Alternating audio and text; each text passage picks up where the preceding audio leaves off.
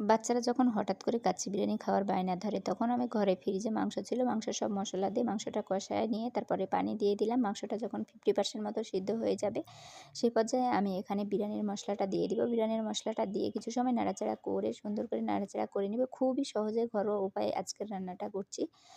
তারপরে এই যে আমি আগে থেকে বিরিয়ানির চালগুলো ধুয়ে পানি ঝরায় রেখেছিলাম, সেগুলো দিয়ে আরও কিছু সময় নাড়াচাড়া করে নিতে হবে। চালটা যখন ভাজা, ভাজা হয়ে আসবে আর মাংসের সাথে যখন মিশা হয়ে যাবে, তখন এখানে আমি গরম পানি দিয়ে দিব। গরম পানি পরিমাণ মতো দিয়ে দিবে। আসলে আমি রান্না করতে, করতে আমার একটা আন্দাজ হয়ে গেছে, আমার আর পানি মেপে দেওয়া লাগে না। তো যাই হোক, আমি পানিটা এইভাবে যখন নাড়াচাড়া করি তখনই বুঝতে পারি কতটা পানি লাগবে।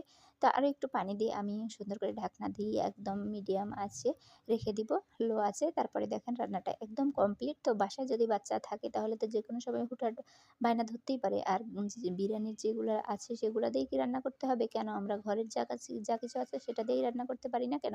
অসম্ভব মজা হয়েছিল। সবাই ট্রাই করবেন।